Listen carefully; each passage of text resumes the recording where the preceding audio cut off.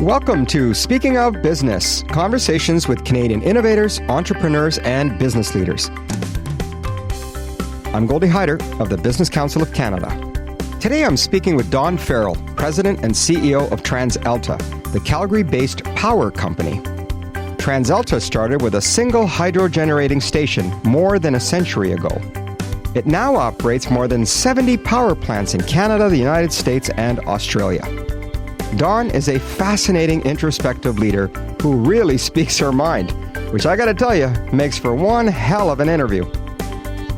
In this episode, she opens up about her humble childhood, how she and her husband built their family through adoption, and why, despite her success, she still considers herself a lousy leader. Dawn has strong opinions about Canada's energy future, the ever-shifting regulatory environment, and what it will take for men and women to truly share the leadership podium in business. I'm really excited to share this fascinating and revealing conversation. Dawn, great to see you. Thanks for doing this. Thanks, Goldie. So let's start with, who is Dawn Farrell? Well, Now remember, we have 40 minutes. yeah. Dawn Farrell's a pretty simple person. I mean, I'm a wife, a mother, a grandmother, and a CEO, kind of in that order, right? Been married for 38 years. I have two daughters, 31 and 32, 4 grandchildren. The most important thing for me is my family life. And so I'm a worker. I'm an Alberta woman, which means I work 18 hours a day like every other woman in Alberta. And I spend most of my time either working on TransAlta or issues surrounding TransAlta or working on behalf of my family. So I'm pretty simple. Now, I know you to be a really proud Albertan. You were born right here in Calgary. Yeah. Tell us about your childhood. When I was born, my parents were young. They were 17 and 18. And they took me home to a trailer in Forest Lawn. And my father and mother worked their butts off. What did they do? My father was a heavy-duty mechanic who became a beekeeper. And my mother was a homemaker who worked in my grandmother's dress store. We all worked in the dress store. My grandmother was an entrepreneur. And Well, you said beekeeper, right? Yeah, he became a beekeeper. That must have been pretty cool. Yeah. Spending your summers extracting honey is really, really cool. Do you like honey? I like honey, but I learned how to work in a honey house, right? And do you give them some credit for your business savvy, watching them struggle and make... Well, my father was, he's very self-made, right? He left school in grade 7, same thing as a lot of people had in those days. My parents got married early. They wanted to be married. They wanted to really set us in a different path. He really wanted me to go to university. I'm the only child who's gone to university on both sides of the family. So he wanted me to break away, right? So what he did is he set himself up through his life. They saved money. They were beekeepers. They had gardens. He hunted. It was all about providing a very strong family life. We were out on the river fishing, doing stuff like that. So at the end of the day, we learned how to work. We learned the values of our working class family, but we also learned about contributing and, driving towards something bigger than where we came from. Were you daddy's girl? I am like my father a lot. I'm the oldest of 3, and he's a very strong-minded individual. There's the myth of the Alberta individual, rugged individual, never need anybody. That is my father. That does exist. So he taught me how to be very independent in my thinking. He also taught me he argued with me for 18 years. I left home at 18. We argued at the kitchen table every night. Over what? Everything. He was convinced that the schools were full of socialists and that I was going to become one. And so he argued. What did he guess wrong? He argued economic theory. He argued about the way society was. He argued values. What he did for me as a woman is he made it so that I was never fearful of men, ever. So when I got to TransAlta, I remember the CEO that I worked for, Ken McCready, said to me... You were his EA? I was his EA. Yeah, so you started out at TransAlta as executive assistant to CEO. No, I started out as forecasting. I ran the economic model for Alberta. And you became the executive assistant to CEO. Yeah. In 1988, I did a presentation, and he happened to be in the room. And he phoned me the next day and asked me to be his executive assistant. And I remember one day he said to me, why are you so, what was the word he used? Irreverent. And I went, what does that mean? What is irreverent? He goes, you just, No Google back then to look it up quickly either. you just don't seem to back down to anybody. Right. Like, you can be the chairman of the board. And I'm like, oh, I think my dad taught me that. Right. So I say to men, when you have daughters, please give them the full meal deal so that when they go out in the world, Be tough enough. they can be tough enough, right? So what did your mom teach you? Well, my mother's a beautiful, beautiful homemaker. So she taught me how to cook. She taught me how to clean. She taught me how to take care of babies. She taught me how to love children. She loves children more than anything in the world. So does my father. So that my husband and I inherited that. What about values? Where does values fit into your upbringing? Well, my father was about truth and integrity. So you could never make a mistake, but if you didn't tell the truth, you were dead. Yeah, sounds familiar. Yeah. Now, he wasn't about finding ways to tell the truth without hurting people. So, I'm very, as you know, I'm very straightforward, very tell it like it Irreverent, is. I'm being told. Yeah. So in some ways, when I think about it now, there's telling the truth and there's learning how to tell the truth gracefully so that you're kinder. So that's been one of my lifelong practices is saying, okay, you need to tell the truth, but you also need to be kind. And will it really matter if you tell the truth at this moment? And maybe it doesn't. Maybe you should just walk away from this. I don't know about you, but as parents now, my wife and I always think back to, boy, we can't do it as well as our parents did it. Do you ever look back and say, despite all the challenges, and then clearly there were challenges, that in some ways those were simpler times? And Oh, yeah. Yeah. So I have two daughters, and both of my daughters, we weren't able to have biological children. So both of our children were gifted to us from beautiful women who decided to allow other people to parent their girls.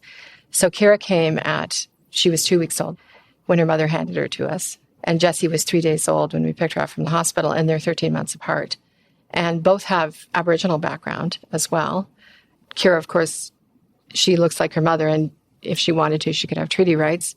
Jessica looks like a typical First Nations person in Canada, and she doesn't have treaty rights. So it just shows you how our system works. How much did you, that's a fascinating part of you. I didn't know all of that. I knew some of that. Yeah. How much of their heritage and their history has helped shape your thoughts on this critical issue of Indigenous rights? When Kira and Jessica became our children, we really thought that we would do more on the First Nation side. And then it turned out that Brendan's got 5 sisters and a brother, and I've got a family, and we're all family people, and we've got 40 cousins. A lot on your plate. All that stuff.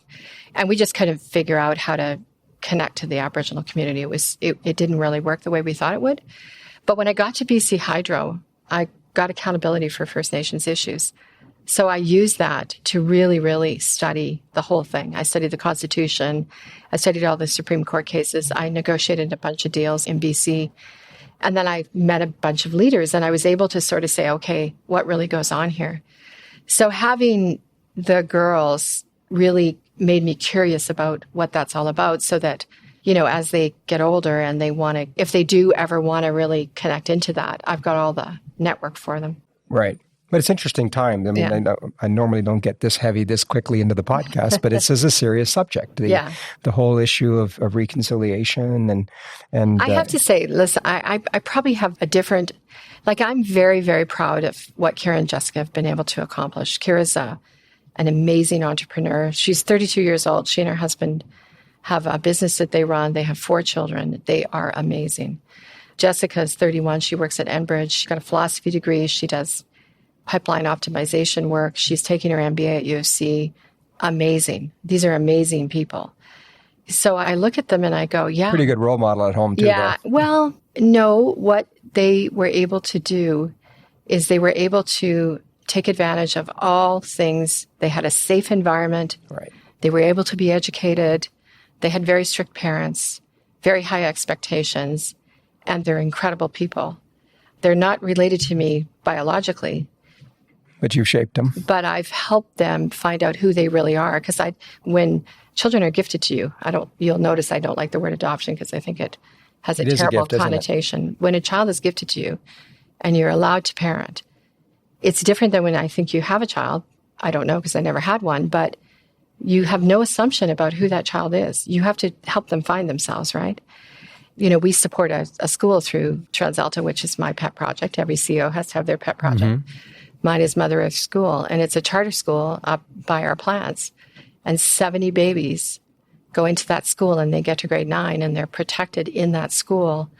And they get a traditional education on the First Nations side, and then they also write the exams for grade 3, 6, and 9. And we're getting great results out of that. Now, education was a dominant theme in your response here to both your own upbringing and those of your children.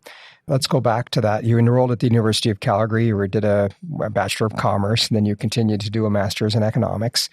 During that time, do you remember, did you have your eyes set on a particular job or particular career? So first of all, I love school. It's the learning that gets you? Yeah. One of the things that's interesting about my story is the first institution I ever stepped into in my entire life was when I was 6.5 years old. I stepped into grade 1 at Leroy Daniels.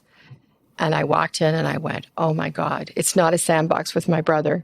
There's stuff out here. And I went home, set up my room, and started teaching that day. I love school. When I got to university, I left school and I didn't think I could go to university. I ended up going to Grand Prairie. I finally went over to the college and somebody helped me. And they said to me, what do you think you'd like to do? And I said, well, I'm working in this newspaper. I thought I wanted to be a journalist, but I don't think I do anymore. And this lady said to me, well, if you had any job in that newspaper, what would it be? And I said, oh, that's simple. I'd be the owner. That guy's got to fix that place. Like, it's not working. And she goes, okay, we'll put you in business. So Grand Prairie gave me 4 months to get me going. And then I went to U of C. When I got my master's degree, I was standing in the library and one of the professors was there and he said, what are you going to do now that you've graduated from your Bachelor of Commerce? I said, I don't know.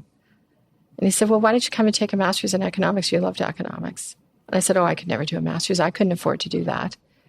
He walked me across. He filled out the application with me, and I did my master's. So there's these angels in your life, Goldie, that are just sitting there. They're standing there, and they're just waiting to help you. And if you can be open in those moments, you can get to places you never in a million years thought you could get to, right? Find your angel. So for me, thinking about whether or not I was going to be a CEO when I didn't even think I could get to university, no, wasn't on my mind. But I worked in my grandmother's store. I worked in my dad's apiary. I was around business people all the time, thinking about business and how you can make it work and how you could really do things. That was always on my mind. Well, I'm going to come to this. People who have that operational streak and then go on to become leaders. We'll come back to that as a theme, but I do want to stay with your journey in your career. I mean, pretty much most of your time has been at TransAlta, but there was that period in 2003 where you were... I went to BC Hydro, yeah. What drew you to that role? I didn't get the role I wanted at TransAlta. And the consolation prize was I got to go to the Harvard Business School and do a 9-week program. Seems like a pretty good consolation prize, by the way. The CEO that I worked for, Steve Snyder, was very, very smart. And I think he knew that if I went to Harvard, it would give me the confidence to leave. And he was a GE guy. And at GE, often people leave and they recruit them back. And I think he knew that if I stayed at TransAlta, I couldn't achieve what I wanted to achieve. So leaving was a big part of that. So leaving was a big part of it. So he helped me leave by sending me to Harvard. And when I came back, there was a job that had come up at BC Hydro, and I left. And then Steve, to his credit, flew to Vancouver every 6 months and had coffee with me to see how I was doing. And then when I came back to Calgary... Steve Schneider, by the way. Yeah. When I came back to Calgary kind of 4 years later and said, I have an opportunity to be the CEO of X. What do you think about that? He said, you shouldn't do that. He said, this is an industry you don't know. You're a big infrastructure person. This is retail banking. You don't want to do that. So he talked me into coming back. And I came back to the job that I didn't get. So I was very pleased about that. Which job was that? It was the head of all commercial and trading. Why did you want that job? I love commercial work and trading. I love that business. And I'd started our trading business, right? Did you think you could do it better? Well, you know what was interesting about going to BC Hydro is I came back a much stronger person. Because you know what you find out when you leave a company is the only thing you can't change when you leave a company, leave a city, move your family, move jobs. A year later, you wake up and you find out that you brought yourself with you and you still have the same flaws that you had in the old company, right? And so you have to transform yourself. And that was a great, great experience. I learned a lot about myself in that experience, and I learned a lot of new skills. How much of that was knowledge acquired through dealing with challenges or adversity or... Well, it's always, I'm not the greatest leader, right? So You call yourself a lousy leader, actually, I read somewhere. Why do you do that? Because I am a lousy leader. I'm emotional. I am too passionate at times. Is it a flaw to have passion as a leader? It can be a flaw if you're intense. I'm very intense. And I love that about you, by the way. Yeah. Well, that's because you're a leader. But when you're working for a leader who's like that, you don't know how to read that person, and the signals are different, right? So having to learn through my career how to be less intense, which is very, very difficult for me because I don't even know. There's degrees of intensity, and I don't even know. Are you on the chart or I'm off on the chart, like at the top 10 percentile. So, what's the Richter scale? Yeah, the Richter scale is way below what I am. So going to BC Hydro and you're trying to get things done and you're driving everybody crazy and you're not really accomplishing what you want to accomplish. You have to really look at yourself and say, okay, if I want to be effective as a leader, what do I have to change? Now, was that a self-awareness moment, or was that through performance reviews and someone taking you aside and saying, hey, Dawn, geez, you're intense. We got to calm you down? No, I always knew that. I knew that from the time I was 30. It's who you are. It's who you are. And it's getting people that are willing to take you on, willing to coach you, willing to push back. I did a lot of 360s. In my career, I did a lot on my own. Like I actually would do my own 360. I'd go meet with people and say, okay, I'm trying to be effective. How do I impact you? Here's what I think I do. People told you the truth? If you tell the people what you think the truth might be and you're searching for answers, they will tell you the truth. If you say, I'm here for a 360, please tell me how great I am. I really want to know. Of course, they're going to not tell you the truth. But if you say, look, I know in that meeting the other day that I was trying to get a point across. You looked really stressed. You left. I know I didn't land the point. What could I have done differently? How could we have had that dialogue differently? I do. I did a 360 in April of 2018, and I had a friend of mine do it for me. And I changed some things in April of 2018 that have made me more effective. We're never going to be perfect, but I'm more effective than I was in April of 2018, which is really I thought I had done it like 3 years ago, and it was only actually just over a year ago. And you mentioned mentors and the role of mentorship. Tell me about some mentors in your life and how you are a mentor today. I had many mentors. So Ken McCready was one of my top members. Jim Leslie and I worked on sustainability starting in 1988. Steve Snyder, Dale Huntingford, all the people that I worked with. Yeah. Stella Thompson. Does it matter that there were men? No, I had women as well. It was harder to find women role models, but June Wozni came to work on strategy here, so she mentored me. Stella Thompson, she's one of our big corporate leaders here. She mentored me.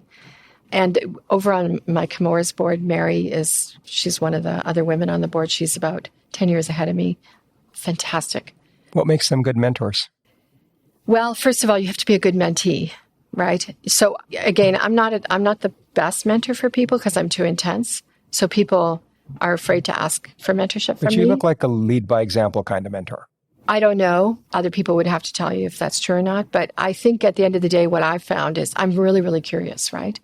So I'm a great mentee. I'm like, okay, and I will ask people 10,000 questions. Curiosity seems to come out in every conversation I had, that's really a trait of leadership. Yeah. I think it is. And I think that's a natural, that started at 6.5, first day of school. I'm like, oh my God, there's a world out here. They'll teach you how to read, right? Right. It's curiosity. And what about your evolution as a leader now? I mean, here we are. Yeah. You turned 60 in 2020. It's the new 50, so you're good. No, it's not. I feel 60. You're good. We talked earlier about your self-assessment as being a lousy leader, which I think is harsh, but nevertheless, are you getting to that stage in your life where you're looking back and you're saying, I've become a much better leader? No, I don't think so. I don't think I am. Are you that same person still? No, I don't think I'm the same person, but I'm still not the leader that I would have wanted to be. I look back and I go, man, I wish I could have done it differently. But I think that's what leadership is about. I think if you start to drink some Kool-Aid that you're some special person and you've arrived, I think you're losing the thread. I think leadership changes too. Like what you have to be curious about today wasn't what you had to be curious about 10 years ago. how you need to move with people today wasn't the same as what it was 10 years ago. You have to be constantly evolving, right? And social media has had a big impact on leadership. That's right. How has it changed you? It's made me very nervous about being human. Ouch. Yeah, it has. Like, I'm a religious person and I believe in forgiveness. And I watch the way the crowd comes out and takes people down single-handedly, piece by piece, tears people apart, jumps all over them, swarms them, ruins their lives because of things they did 10 years ago, 20 years ago, when those things were acceptable then or were at least not called out. And I think, oh my God, I'm sure I had leadership moments where I was a real bag and I said terrible things and I was frustrated and I left a room and I slammed a door and I just go, that could happen to me. Is there any good in social media? I think dialogue is good. And I think people having diverse perspectives is good. I think the name calling and the compartmentalizing and the putting people in buckets and the swarming is actually overtaking the dialogue. It's become a big part of business life, though, now, when you think about, and particularly in your business, the need for public engagement, the need for that so-called social license. But, Goldie, I think we were raised at the same time where you have to be responsible for what you say. You shouldn't just be able to say whatever you want to say just because it happens to come to your mind. And I think there is having really good dialogue, but being responsible for it. And so I do find on social media, there's this drive-by shooting mentality. And I'm not sure how that contributes to a constructive dialogue about change and how we can all move ahead. Now, you operate in, sorry to say this, but it's a pretty man's world still in the space that you're in. And you and I were just in a meeting of business leaders the other night, and it struck me there's only one woman in the room. Yeah. What are we going to do about that? And there's obviously a lot that people are starting to do about that and bringing more representation on boards and in C-suites. Do you think that way, or do you just go pure merit? Well, I mean, it's 200 years before men and women can share the podium, right, together. And I've operated on 2 management teams where I've had 50-50 split. One because Bob Elton at BC Hydro insisted on it and really taught me what that looks like. Because I do think men and women together are unbeatable. It's an unbeatable combination. And then I made that happen at TransAlta. And you didn't need anybody to tell you to do that. You just did it. Bob showed me the way. He was very clear that it had to be done, and he was very clear about it was a quota. It was quota and merit. And he just sought to find the best women. And so then I took his lead and kept going. And I did it on the board as well, right? We have lots of women on our board too. Not 50-50 yet, but we're getting there. So I really believe in the power of the male and the female. I think we were put here. There's 2 of us here on the earth, and it's probably good that we share the leadership podium. But we're a long ways away from that. We're a long ways away because the men have to move over for sure. They have to help with the children and they have to help with the housework. They cannot put all that on their wives. They cannot do that anymore. If women are going to share the podium, they can't take on everything at home. On the other hand, women have to give up some of the ground as well. They have to share the children and they have to share the house. And then they have to go into the workplace and they have to quit fussing so much about things not being the way that they should be. They have to figure out how to get into the workforce because it takes a different kind of personality to lead and to run things. And you can't have a heart attack every time somebody looks sideways at you. You can't leave the room and feel bad about yourself because you didn't get your own way. You have to actually learn how to fight, learn how to lose, learn how to fight, learn how to win, learn how to fight, learn how to lose, and keep on trucking. So I think women have a lot. Women have never had power. We've never worked together in power. We have so much to learn. Are women tougher on other women? I'm tougher on other women. Why? Because I want them to succeed. I'm tougher. You're doing them a favor. Well, I feel like I am. I don't think they feel that way, but I really, really, really want them to hang in there and succeed. And when I lose a woman, if I lose a woman to another company, I'm happy because I got another woman out there. But if a woman leaves here because she doesn't feel like she got her spot here, I'm really unhappy. Let's talk about TransAlta. You obviously know it as well as you know anything. I mean, it's a power company from 1911.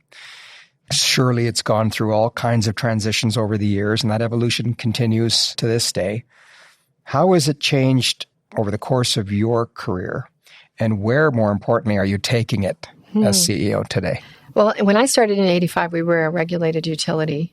We were the largest generator here in Alberta. We had 80% of the generation in the market. Very small distribution, very small transmission, but we were the big generator.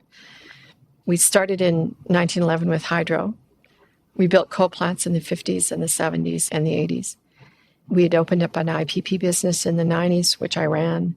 We had just started deregulation, and we set up a trading business in 95, which I started. But we always came from the regulated cost of service side of the business. So we have this incredible sense of values to the community. We're a service company. We're the type of company, if there's a snowstorm, everybody at TransAlta would be out digging everybody out. We have a very strong service mentality, but we also had a very strong regulated mentality, which is very, very slow moving, very bureaucratic, very set in its ways, very engineering and technical focused. And we'd gone through several near-death experiences in 100 years. We almost died several times. Yeah, you talked about that recently as 2015. Well, in 2015, we were presented with a climate policy from the NDP that had you have to be off coal by 2030. We just finished building and investing $900 million in based on a long station. Runway of paying for that 60 investment. years. So off coal by 2030, 5,000 megawatts will come into the market, which will pound the prices to zero, and a carbon tax of $30. And so the market took our stock from $12.50 to $3.50. Investors, I'm sure, were trying behind the scenes to get me fired. It was a disaster. It was a mess. And when you talk about getting down and getting dirty, we had to get down and get dirty and figure out how to do it. How hard was that for you? Oh, it was terrible. It was, how hard was it? Let me think. When I say terrible. Because some people thrive on the crises, right? I'm a woman. So I laid awake and I was desperately worried about losing everybody's jobs, everybody's pensions, all our shareholders' money.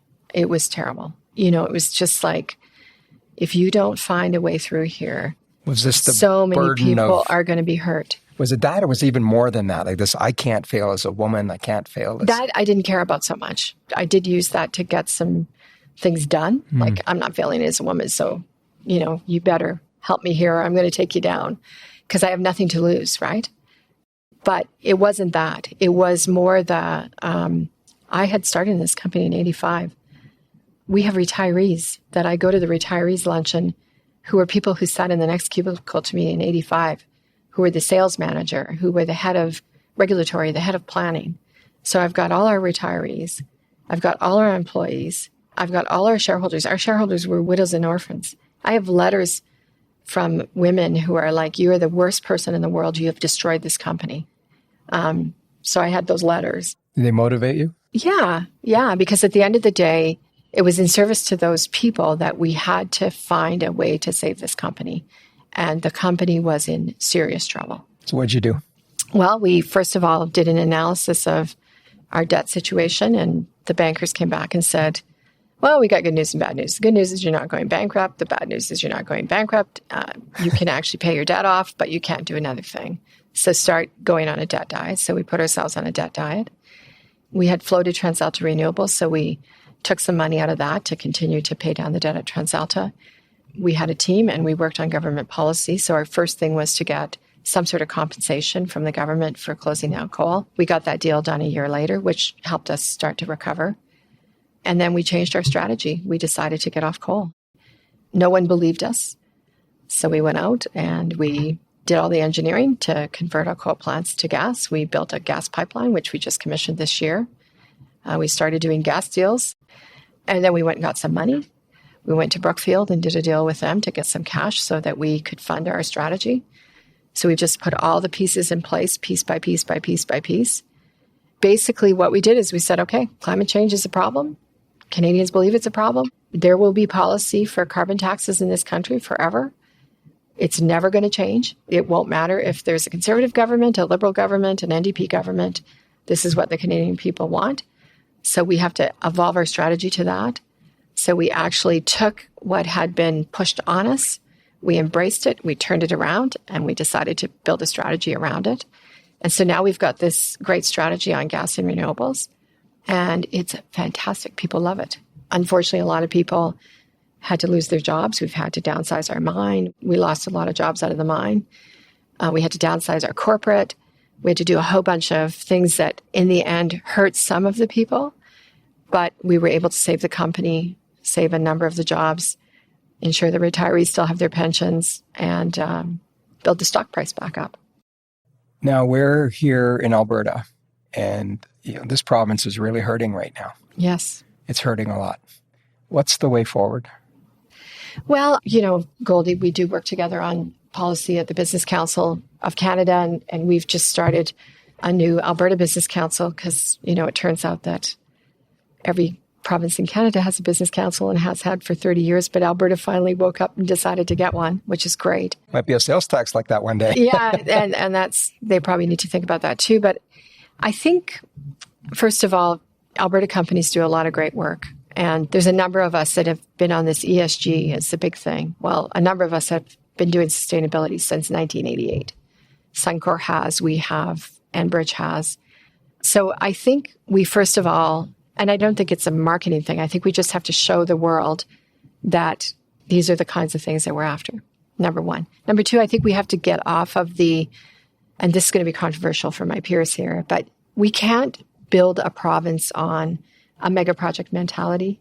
We have to build it on making sure that the stuff that we're taking out of the ground today is sustainable, it's environmental, and making sure that our companies have the ESG values in them, which in my view includes 50% of women at the top by 2030. And that's what I'd like to see my colleagues start to talk about here in Alberta, because I think that puts a whole new flavor in terms of who these companies are. So I think we've got work to do to profile what the companies have done so far and what they're going to do as they go forward and they build their strategies around making what they're doing better. I think they can expand for sure, but I don't think Alberta can live off mega projects anymore. We have to show what our companies can do in that ESG framework. Is diversification happening? I mean, I'm an Albertan, as you know. I've heard about it almost every crash, and then we forget about it as soon as the price of the barrel goes back up. But is it actually happening here now? Because people say it is. Yeah, I mean, I don't see it as much as people say it is. I mean, just trying, even in our business council, if you look at the GDP, unfortunately, I'm an economist, so if I look at the facts, the answer is no. I do fundamentally believe that, and I said this at our business council meeting yesterday, I said, listen, guys, if we do this right, people should be guilty about not buying their oil from Alberta. They should feel guilty about buying oil from anywhere else in this world, and gas as well. Because we have the best companies, we have the best ESG track record. We pay a carbon tax. We pay a carbon tax nobody else globally does. You and I just were in Japan. Nobody is doing anything about climate outside of Canada. We are doing the best job. And we've got to make sure that we ensure that when it comes to purchasing oil globally, which will be purchased, by the way, for probably another 30, 40 years, people should be saying, oh, you got to buy the Canadian oil. Those guys do it right. Have we had it easy being Canadian? Haven't had that adversity or crisis that you had to deal with at a corporation to turn things around? No, I don't think we've had it easy, but I do think we have done a very good job of running this country. So when you look at the statistics of Canadians in terms of debt to GDP, there's a lot of, if you just look at all the rhetoric, one group will say this and another group will say that. Just practically look at it. Canada is well run. It is well run. And the challenge is we could actually burn up the credit card for another 20 years, for sure, and still not really feel the pain. So we can actually be like that frog boiling in the water. And 20 years from now, we'll wake up and it might not be the way it is. So I think we are well run. And I do think we spend too much time complaining and whining. And we have to stop that. Take our very well run country, take our federation and be proud of it. And work to support each other's back. We're kind of a bad family, right? It's like we have great manufacturing and great financial sector and great IT in Ontario. We have great energy business here in Alberta. We've got a great forestry business in British Columbia, great real estate business across the country. Do we talk like that as Canadians? Do we talk about how we've got a wonderful thing happening in Halifax in terms of a whole city that's on fire? Do we talk like that as Canadians? No. We fight among the family. And we really have to stop doing that. We are a great country and we have to start being proud of that. And we got to talk each other's book, not shoot at each other's book, That may be one of the best defenses I've heard of Canada. Why is it that that's not the conversation that's happening? I mean, are you at all worried about Canada and given what's going on in the West? No, because I think, I've got family everywhere across this country, and I've been lucky enough to live in 2 provinces, which makes you a Canadian. All Canadians should have to live in 2 provinces. They should certainly have to see more than the one they live in, that's for sure. Yeah, that's right. But I think when I talk to all of our family across Canada, and we all feel the same way, I think somehow Canada's letting itself get manipulated. And I think we have to kind of fight back as Canadians. I don't know. We're pretty gullible, right? I mean, there's a reason I think that Canada's been picked on. Yeah, I think we're easy pickings it's a competitive world out there. Mm-hmm. And I think when we realize that actually external forces can actually impact you more than you know, and we start to realize that we can protect our values and our competitiveness and our education and our healthcare and our way of life, and we can protect that by hanging together. I think the average Canadian knows that, and we just need to start expressing it. And I'm going to be expressing that. What I just said to you today is that is what I talk about. I'm not interested in talking about, what's wrong with the Alberta oil industry. I'm proud of that industry, and I'm proud of it because it is Canadian. Well, thank you for doing that, because I think you've underscored the culture challenge. You've talked about it before. I've heard you talk about how when you travel and you see your businesses are in Australia and other places, and that it's a very different place, and that we are, if I remember correctly, I think you said something along the lines of we're very comfortable here in Canada, like a rich family that's been rich for decades. Rich for decades, still rich. Different parts of the family do different things. And we've allowed ourselves to play the jealousy and envy game. Well, we've covered a lot of ground, and I really appreciate your candor throughout the conversation. I want to come back to you if I can. We haven't talked about your husband, Brendan. I've heard you talk about him many times. Yeah. For starters, opposites didn't attract in this case, or did they? Well, so because you often describe him as being you're the same. No. Brendan's really, really smart, and he has great memory, and I have no memory. So he's a philosopher. He reads big, thick books, probably 100 a year. Are you a reader? I'm a reader too, but I can't keep up with him. He's a carpenter. He has a big passion he has 7 Syrian families that he helps with, and a Yazidi family. He's got a big passion for young men, and he gets young men working in the trades because he wants men to be successful. And he does more charity work than any individual you'll ever imagine. What's great about Brendan is he's an intellect. He loves to talk. So we sit in our living room from 9 o'clock to 11 o'clock every night, and we talk about everything. So he knows everything I'm working on. He's the person who, as I'm going through the 2015, he's the one who's going, okay, and I just keep talking, and he keeps listening, and then he talks, and we're both the oldest in our family, so we've got big responsibilities in our respective families. So we spend a lot of time worrying about a lot of people and fixing up things that we can fix up.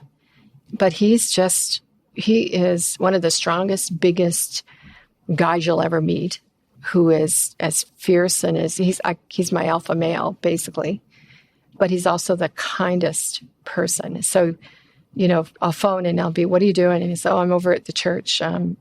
He's on the funeral committee of the church. And I'm like, what are you doing on the funeral committee of the church? And he goes, I love it.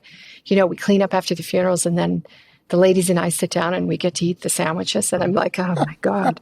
So he is just such an amazing person. He's so interesting. He's involved in the community, but he's an individual. He's not a part of any group. People phone him and say, will you take on this family? And he'll go, yeah. Next thing you know, we're finding jobs for people and furniture and couches. And I mean, if you get to be one of Brendan's families, my God, you're lucky, right? So he's just But I ask because, there's always that sense that, you need your partner to be supportive. Well, I can tell you, if men want their wives to be successful, they should all go sit and talk to Brendan. Because he has never been in the way of what I wanted to do with my career. Never. And he's enabled it, He stepped back in his career so that we could move to BC because he knew that I wanted to do that. Not a lot of men would do that. And he is not insecure about the fact that I'm a CEO. He's not. He doesn't care. What he does is he lives his life the way he wants to live it, and I live my life the way I want to live it. And we share our lives. We share. And he is an example of a man who knows how to share. And he's wonderful. Now, on your daily book that you carry around, if I observed properly when you were traveling, I think the slogan on it says, if I recall, follow your dreams. Right. What are your dreams? Oh, that's a good one. Are you living it? Oh, you know what? I am living the dream. I'm very, very, very privileged to be able to do this job. And to do this job for TransAlta, I have a big passion around this company. If I was ever to have my real dream, I'd own this company. It would be mine, and I would be able to run it and keep it going forever. And I wouldn't have shareholders. I'd be the shareholder. That would be my There's a trend towards that, Yeah, I can't really pull that off. But maybe somebody can in the future. But I am living the dream. I think the key question for me now is, as I look ahead, what's the next phase here? Because I've lived 34 years doing this, and I love doing this. I love this. It's great. And so you're going to be doing it for a while yet? For a while, yeah. But, there comes a moment, as I said to my husband, because I'm watching a lot of my friends are 10 years older than me, and they're starting to retire. And I do think you can stay too long. I think you can take up space that you have to move aside, and you've got to let other people come in and live their dream, right? Well, Dawn, something tells me the best is yet to come. Goldie, we collectively, all 165 CEOs at the Business Council and CEOs here in Alberta and all of the millions of people that work for us, we do have to collectively change the narrative, as you call it. You're good at that stuff.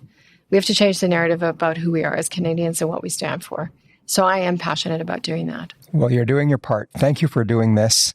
Thanks, Goldie. I can just say, as a father of 3 daughters, I've always used you as an example of what's possible and what we can do. And you're leading the way.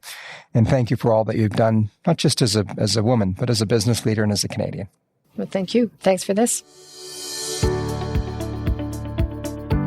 Thanks again to Dawn Farrell for being my guest on this episode of Speaking of Business. Subscribe now for more conversations with Canada's top innovators, entrepreneurs, and business leaders. Search Speaking of Business wherever you find podcasts, or visit speakingofbiz.ca, that's biz with a Z, to join our email list and follow us on social media. Until next time, I'm Goldie Hyder.